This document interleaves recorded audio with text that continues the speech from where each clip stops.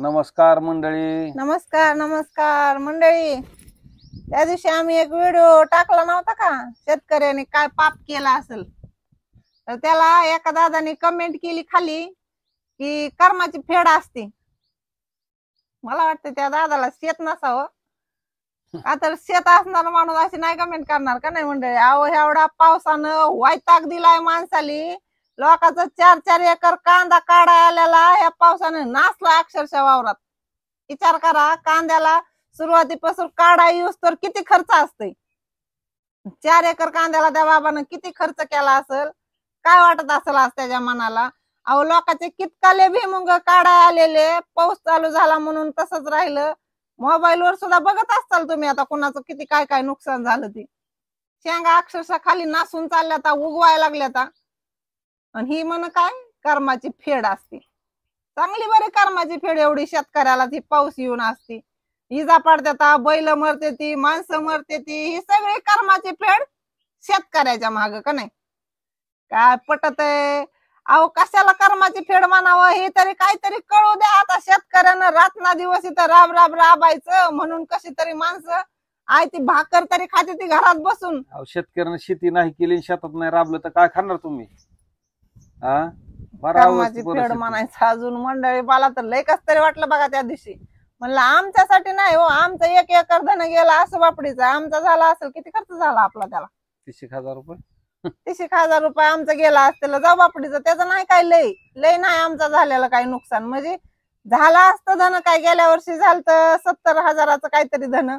आता या बारीनं बी तेवढंच धरलं आणि 30,000 ही म्हणलं तर आमचं 1 लाखाचं नुकसान झालं म्हणायचं जवळजवळ. मंडळी खरं तर शेतकरी नुकसान सहन करू जाण्या सगळ्या गोष्टीचा.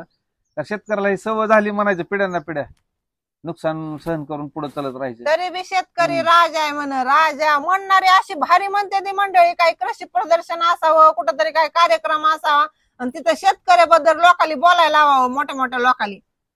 असलं भारी भारी भाषण ठोकणार नसते त्यांच्यावर, अशा भारी भारी कविता म्हणणार, लोकांच्या डोळ्यात अक्षरशः पाणी आलं पाहिजे. पण जेव्हा खरंच या शेतकऱ्याच्या डोळ्यात पाणी येते का नाही, तेव्हा कोण पुसायला जात नाही. आता यांची भाषण कविता कुठे आहेत म्हणून विचारायला जावं त्यांच्याकडे. कुणाला काय घेणं देणं नाही. आता नुसतं स्टेजवर माईक हातात घेऊन शेतकऱ्याबद्दल बोलायला लय सगळ्याला आवडतंय मंडळी. पण शेतकऱ्याच्या व्यथान कथा त्यांच्या रानात जाऊन बघा म्हणावं कसं कसं असतंय ती. आता या शेतकऱ्याला रान नीट कशी करावी, पेरावी कशी, ही पंचायत पडली का वाला दुष्काळ जाहीर होतोय काय माहिती. आता सगळा गोंधळ आहे नशिबाला या शेतकऱ्याच्या. पडतंय तिकडे अतिच पाऊस पडायला नाही, तिकडे नाही, अशी परिस्थिती झाली. रान इतकी घाण होऊन बसले की पेरायला सुद्धा अवघड होऊन बसणार आहे. काय असेल ते असेल बघा मंडळी. पण मला काय वाटतंय, हे जे असे फक्त आमच्याच व्हिडिओला म्हणून कमेंट केली एक जणांना नाही, एवढी काही त्या दादानं काय एवढी बेकार कमेंट केली नाही. नुसतं ती म्हणली की कर्माची फेड असते. मला काय म्हणायचंय की फक्त ही कर्माची फेड शेतकऱ्यालाच असते का. म्हणजे शेतकरी जगाचा पोशिंदा म्हणते ती, जय जवान जय किसान ह्या ज्या गप्पा मारते ती, ह्या ज्या मोठ्या मोठ्या घोषणा भाषण ठोकते ती, त्या लोकांनी काय माहित आहे का शेतात काम कसं करावं लागतंय, उन्हातानाचं पावसा पाण्याचं काय काय ह्यांना सोसावं लागतंय.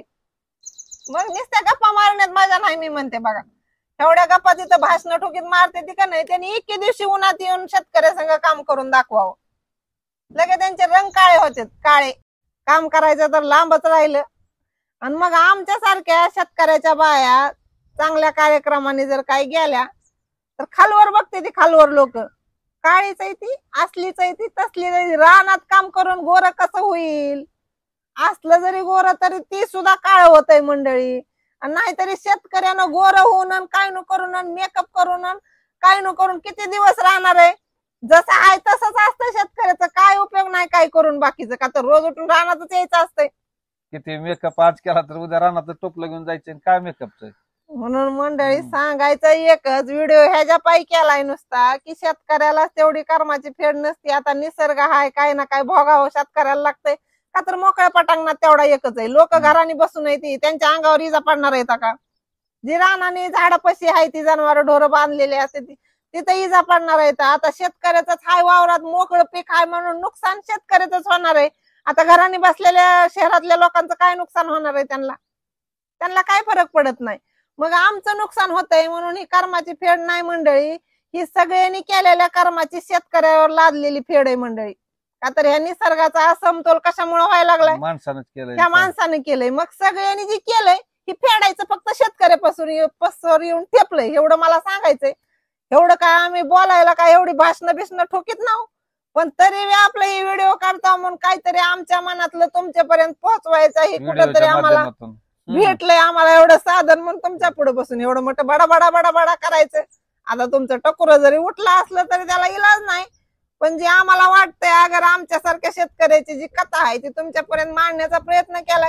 आम्ही काय एवढं मोठं शेतकरी नाव, तुम्हाला गेलेल्या व्हिडिओत सांगितलं की आम्हाला हायच कुठं 2-2.5 एकर शेत, पण ती बी करावंच लागतंय. का तर दुसरं बी काय नाही. आता ह्यांचा व्यवसाय बी असा काही लय मोठा नाही, ती बी थोडाच आहे. मग ती काय ही काय मिळून आमचं भागतंय जेमतेम. पण असल्या कमेंट, आता एवढी त्या दादानं वाईट कमेंट नव्हती केली, पण असल्या कमेंट नका करीत जाऊ मंडळी. कुठंतरी दुःख वाटतंय मनाला. असं आता आमचं हे चॅनल बी काढलंय आम्ही ह्या शेत बघत बघत.